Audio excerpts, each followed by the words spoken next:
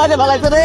এটা কোনো কাম করছে? চাচার মুরগিটা এমনি মারা লেছে। চিন্তা পারেন এটা কি করছেন আপনি? দেখা যান আমার মুরগি মাঝে ফেলাইছে। এটা কি? আপনি কান্না করে না, দাঁড়ান। শুনেন, এটা মুরগি কিনে নিয়ে। টাকার খুশি কি নাই, আমার মুরগি ফেরত দে। ওই কার লগে কি কইতাছো? হিসাব করে কথা কইবা, চেনা রে? ঠিক না, ঠিক না, আমার মুরগি ফেরত দে।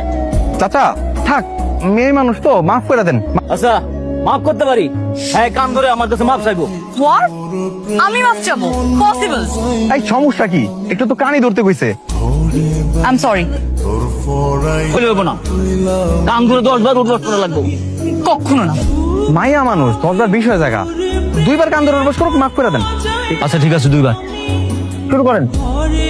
1 2 2 3। মাফ করে দেন চাচা, মাফ করে দেন। আচ্ছা ঠিক আছে। মাসুদ। রূপা হ্যাঁ, রূপা কইতেছিলাম। তুমি আমার নাম্বারটা এখনো সেভ করো নাই? নাম্বার সেভ করে কি করবো? 2টা বছর ধরে আমার লগে খালি ফোনেই কথা কইতাছো, না আজ পর্যন্ত দেখা দিলা, না কোনো সময় তোমার বাড়ির ঠিকানাটা দিলা। জানবা জানবা, সময় হলে সবই জানবা। শোনো না, তুমি তোমার ওই গ্রামের ম্যাডামের সাথে আজকে কি কি কাণ্ড ঘটালে সেটা তো আর বললা না। আজকে যে কাহিনীটা করছি তুমি শুনলে আস্তে আস্তে পেট ব্যথা হয়ে যাবো। ফার্স্টে কি করছি বুঝছো? একটা নাটক সাজাইছি, সাজায় তারপর হইতেছে ওরা কান ধরায় মাফ চাওয়াইছি। অবশ্য পরে আমার নিজের কাছে খারাপ লাগতেছিল যে আমি কামটা ঠিক করি নাই। যতই হোক, এক লোক ছোটবেলায় পড়াশোনা করছি না, একটা তো মায়া কাম করেই। গতকালকে আপনি ছিলেন না, আর এর মধ্যেই একটা বিরাট ঘটনা ঘটে গেছে। কি ঘটনা? আমাকে ম্যাডাম রে রাস্তার মধ্যে মানুষের সামনে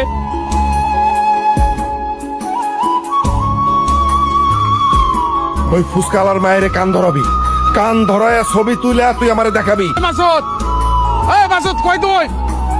মাসুদ তো বাড়ি না বাবা, ওখানে গেছে।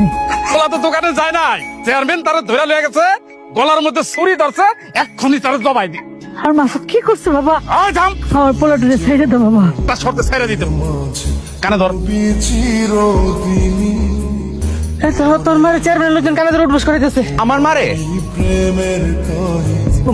কইলামই তো কি হইছে? ওই চেয়ারম্যানের বেটির খবর আছে আজকে। কই তুই বাইরে আয়। মাসুদ তুই? তোর তো ঝামেলা ছিল সব আমার লোকে আসিল, এর মাঝখানে আমার মারে ঢুকাইলি কেন? তোরে আজকে আমি পায়ে গায়ে পানি ঢালছিলি না? আমি সবকিছু সহ্য করতে পারি, কিন্তু আমার মারে অপমান করে আমি জীবনে সহ্য করতে পারবো না। আর ভুলটাই তুই করছিস। এর মায়ের আশকারা দিয়ে দিয়ে মাথায় তুলে ফালাইছেন।